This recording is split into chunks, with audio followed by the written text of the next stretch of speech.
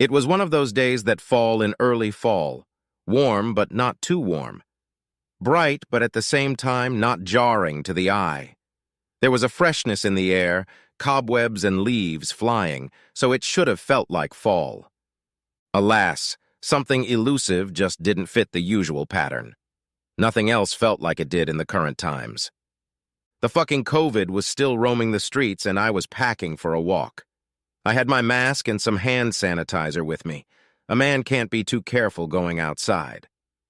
It was midday and this man needed something to lift his spirits. Leaving the house, I walked into an establishment in the neighborhood.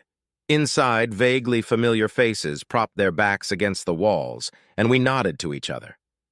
Such are our greetings now, in these amazingly ridiculous and strange COVID times. The girl behind the counter was cheerful, too cheerful for a day like this. I ordered the usual, Chipotle chicken one with a side of oatmeal. I wasn't in the mood for surprises today. I've had too many lately, and not all of them have been pleasant. As I was paying the bill, I noticed a piece of paper taped a little crookedly to the bar. The writing on it read, "Asmal Detective Agency will take your case for only $3. I guess it was a local firm and they were cheap, and I like cheap, so I called and made an appointment. There was a palpable impatience in their voice, and it made me a little nervous. When I got to the office, its door was open. I didn't know if that was a good sign. When I walked in, they were already waiting for me. Their office was cozy, not too spacious. It was actually their parents' living room. The table they were sitting at was laid out and neatly cleaned, maybe even too neatly. They must have really needed my business. They sat next to each other with their hands on the table where I could see them. That was a good sign, and I could fear no unpleasant surprises. The detectives looked young, too young, maybe 10 years old each, with a rich 4 years of experience in the business. They met me with tense looks and spoke to me in short, monotone phrases. "Mr. Words?" "That's right, just Words." "Nice to meet you, Mr. Words. What can we do for you?" "This is my dog." "Your dog?" "Yeah, I think he's cheating on me." "Cheating? Like when you play poker?" "No, cheating means she's cheating. I think she's being fondled by someone else." "Uh-huh, I see. What do you want us to do about it?" "I want you to follow her, see where she goes and what she does. Hopefully we'll see who's petting her and when." "And then what?" "Just tell me what you find out. I'll take it from there." They looked at each other awkwardly. We don't want to break any laws, Mr. Wards. If you're planning some kind of revenge, we're not going to be a part of it." "Well, I've had that attitude before.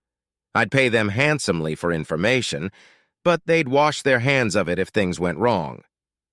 Typical crooks." I noticed a sticky rubber band on the soles of their shoes.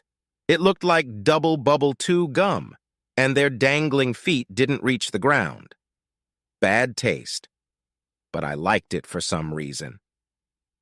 "There's no revenge, I just want information," I assured them.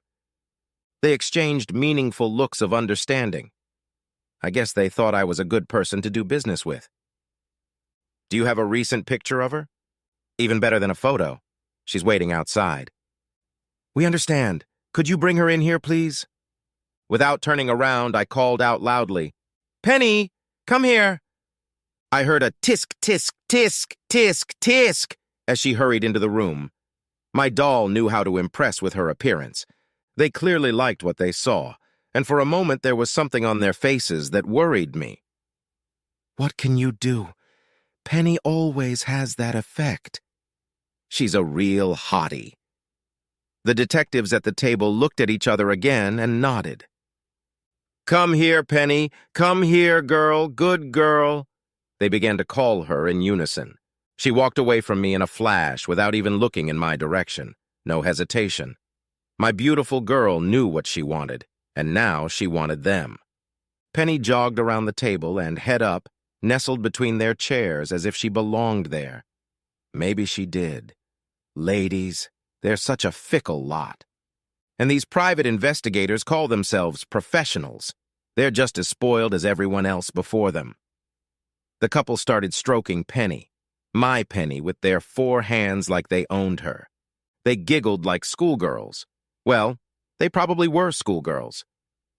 Penny responded animatedly to the caresses and began petting and licking their hands herself.